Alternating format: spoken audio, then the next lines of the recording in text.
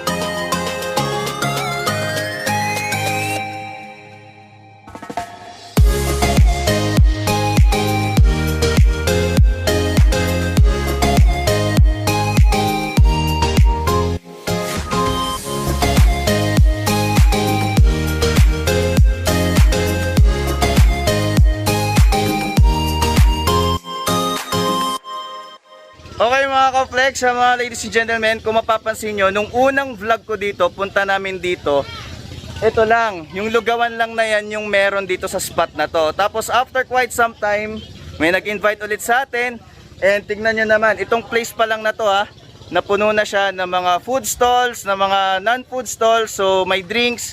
So iba't iba yung pwede nyo makita ngayon dito. Kumbaga nag-level up na todo. Maliban dun sa una nating video, isa lang yung nandito, tapos dalawa dun sa harapan. Umagang-umaga na pumunta tayo. Ngayon, festive na yung style, festive na, napaka ganda ng puntahan. Ayan, so ayan yung makikita nyo ngayon So try ninyo, add to your bucket list, mag-bike kayo, mag-ride kayo, sedan, 4 wheels, San Pedro Hanging Bridge.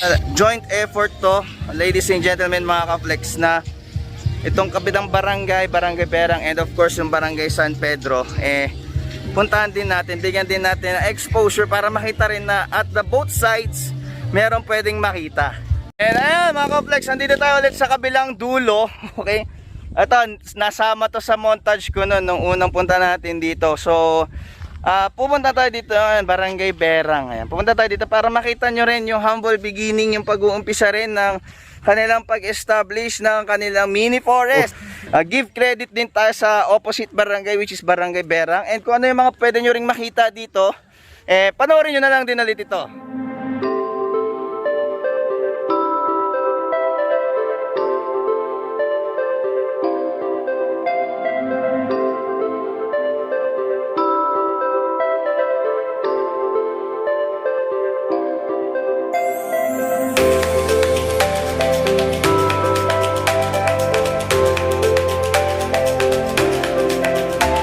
Ayan, so ladies and gentlemen, pabalik na tayo dito sa may San Pedro. So at least, di ba, nakita nyo yung humble beginnings, ano yung mga pwede nyo makitang shop over there sa Barangay Berang. So supportahan natin both barangay, Barangay San Pedro and Barangay Berang. Wala namang mawawala sa inyo kung parehong barangay susuportahan ninyo, di ba? Mga ka-flex, buhay na naman tayo. At nakita nyo naman, meron pa tayong pa-cottage ngayon. At syempre, ayan, kasama pa ulit natin. Puntahan na natin yung man behind. Ayan, yung mga kasamahan din natin dito sa San Pedro Hanging Bridge. Yan sila Kap Ambo. So andito sila ngayon para muli mag-invite. Ayan, kasama natin ngayon yung mga kasamahan ni Sir dito sa San Pedro. Ayan, Kap, ano na naman ang gusto mo invite sa ating mga turista na pumunta ngayon dito sa San Pedro?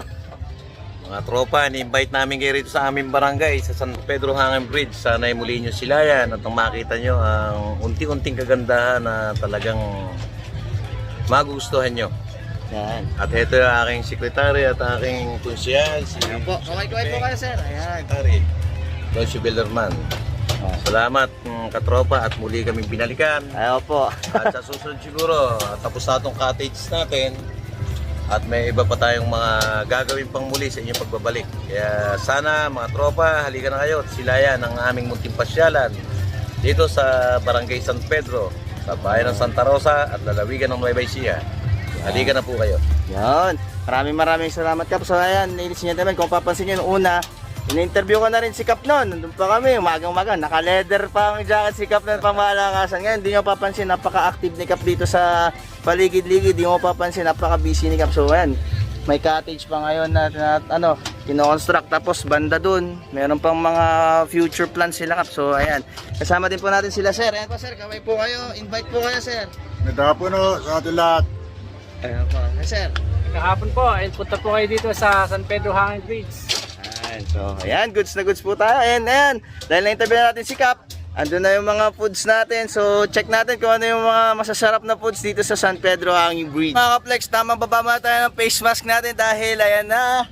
Ayan yung mga foods na bibigyan natin ng review, titikman natin, taste test natin. And kasama ko nga sa Galawang Gwapogi ngayon, ayan, syempre, ayan, baby love ko, ay, of course, Jollibee Lozano Vlog, subscribe, and of course, ang pinaka-opa natin, John Paul, and of course, hindi magiging possible tong vlog natin ngayon kung hindi dahil sa invitation ni Nueva Ecija, Food Life, Sir Bry.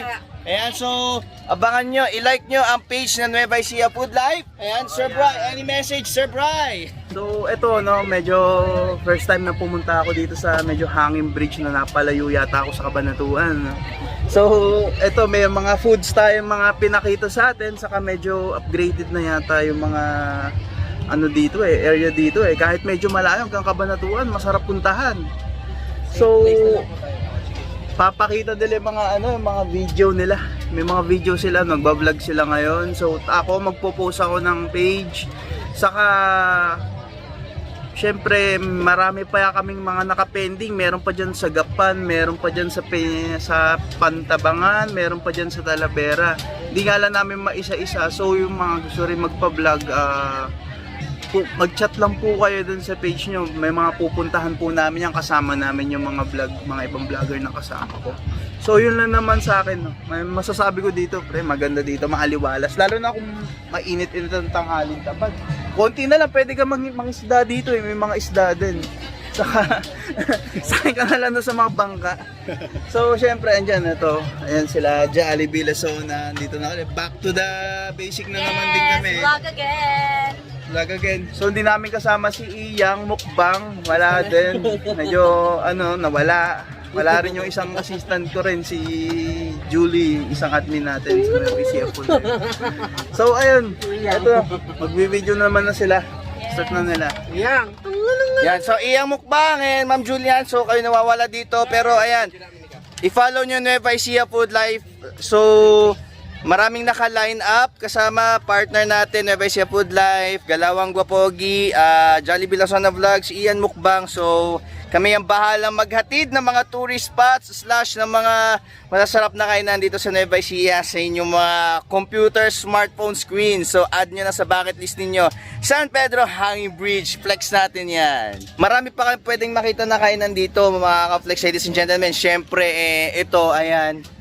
Ayan, so pasilip pa lang yan sa napakaraming pwede ninyong makita dito sa San Pedro Hanging Bridge. Ayan, napakarami nating food ngayon, pero actually tignan nyo pa lang, talagang nakakagutom na. So puntahan nyo na lang din. So ito yung galawan natin ngayon. Syempre, kainan na!